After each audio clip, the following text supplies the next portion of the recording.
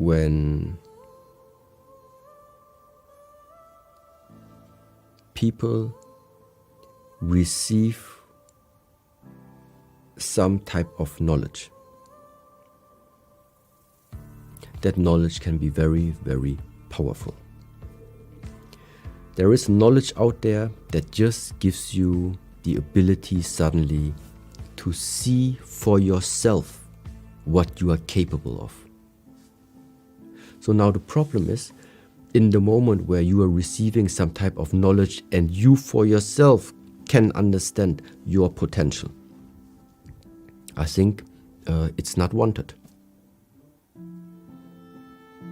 There is some type of knowledge people don't want that it's getting out there. Why? Because after you have this type of knowledge, after you practice and develop yourself, you cannot be controlled anymore. You cannot be influenced so easy anymore. Why? Because you see for yourself what you can do and what you can't do. You don't need to listen for anybody to tell you what you are able of and what you are not capable of. This is what it means to bring out the potential of someone. Which potential? The potential to express yourself. Everybody can be more than he thinks he is right now. And in the moment where is switching for you, everything change.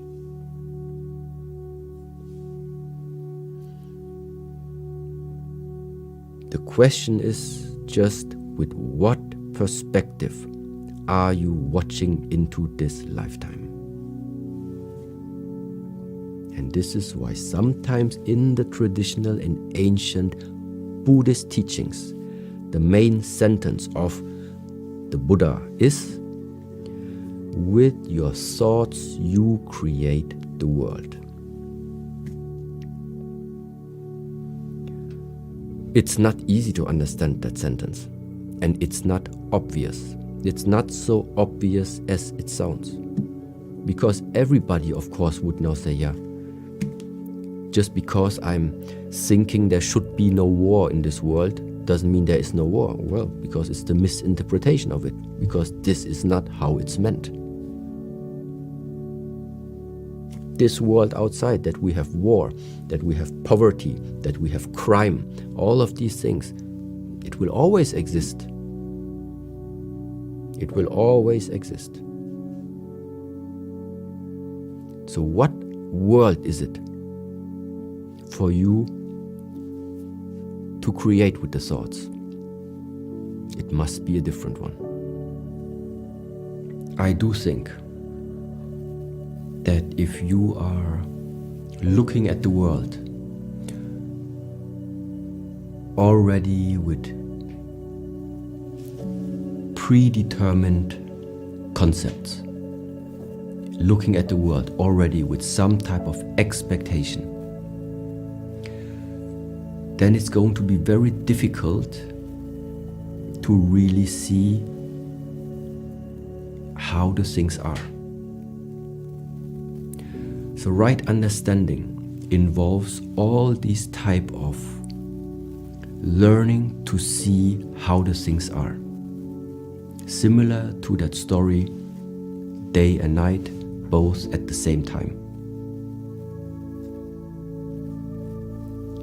Same as the view, nothing in a way is permanent.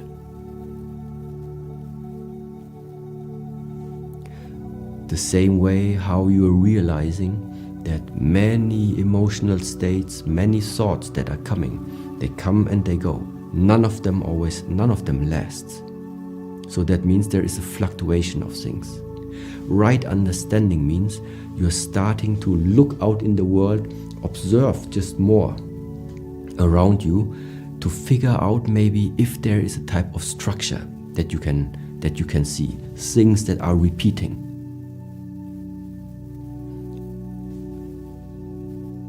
Because based on that, based on how much have you understood of how certain things in this world are functioning, based on that arises the right thought.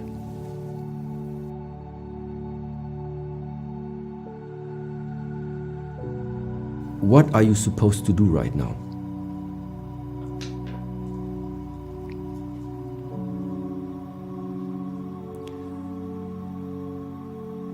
Give yourself a lecture. Give yourself a guideline that you are now trying to put it into practice. This guideline is that Noble Eightfold Path.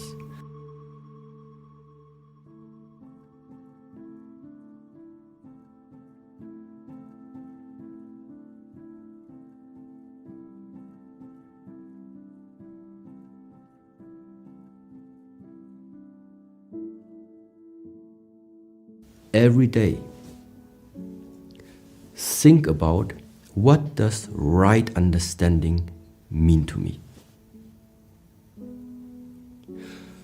One way to do it is just do some research. What does right understanding mean? Based on that research, go back to yourself, look out in the world and try to understand what does right understanding mean. And then the next step, and what does the right understanding right now has to do with myself of which thoughts, what thoughts, and how are thoughts being created inside myself. So how does the way of how much you understand about this world affects the way of what type of thoughts are you cultivating?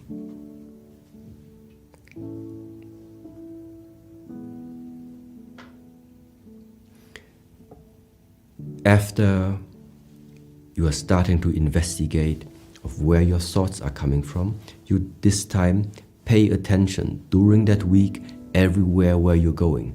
Take care about what is leaving your mouth. In which tone are you talking to people? What type of vocabulary are you using speaking with people? How is the intonation while you are talking to people? That means become aware of what is it that you are transmitting in the moment you are opening the mouth. Not necessarily what is it that you would want to transmit. First of all, also observe yourself. How does what is leaving your mouth is being communicated and is being understood by other people? Because it's not important what you mean by your words. It's important how does the other one understand it, what you just said. And that means a lot of misunderstanding can also be, let's say, reduced in the moment where you just become more aware of the impact of your words. And right speech integrates parts of what I just said right now. So being aware of what is it that you are saying.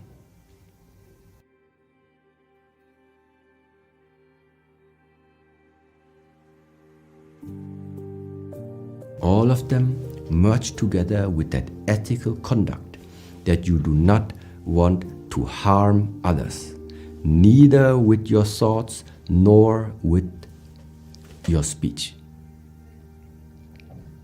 So then afterwards the following points, for example, the right behavior. It almost goes without saying that first we are thinking something, then we are talking about it, then we are doing the things. So same goes here. Now pay attention to the actions that you are putting within the next year into the daily being. Because it's another 365 years where a type of conditioning is taking place. And this conditioning is consisting of the actions that you are doing, the habits that you are having. the behavior that you are putting towards others. And now you must understand that this type of guideline, this type of Noble Eightfold Path is like centuries old. So what does it mean? It means that a lot of experience went into these type of statements. That means even if you are taking care of your right understanding, taking care of the right speech, taking care of the right thought, taking care of your right actions, but still you are embedded in a surrounding that by profession is causing harm, it's still at the end somehow difficult to really fully commit to that path. And this is now my interpretation why I think right livelihood does play an important role within the normal daily life. Because you can be and say that you are a really, let's say, person that doesn't want to cause harm. But then you must make it from beginning until end without any excuses in between, which also involves, therefore, the right livelihood.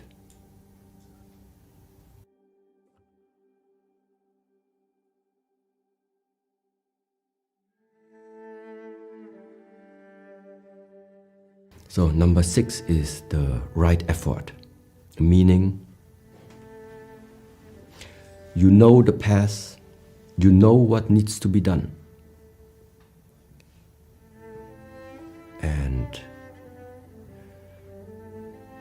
sometimes doing the right things is a difficult thing to do, because it's not always what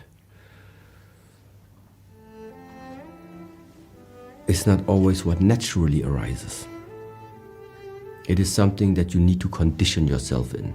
It is something you need to train yourself in doing so.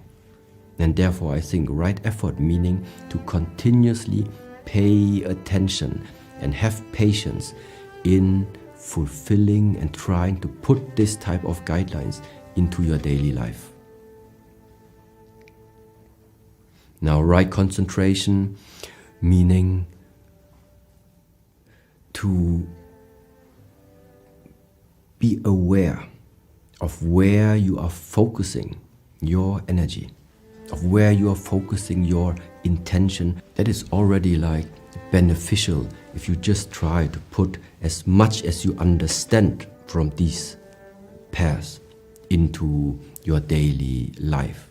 But nevertheless, if somebody really wants to know what does it mean, you need to do the research.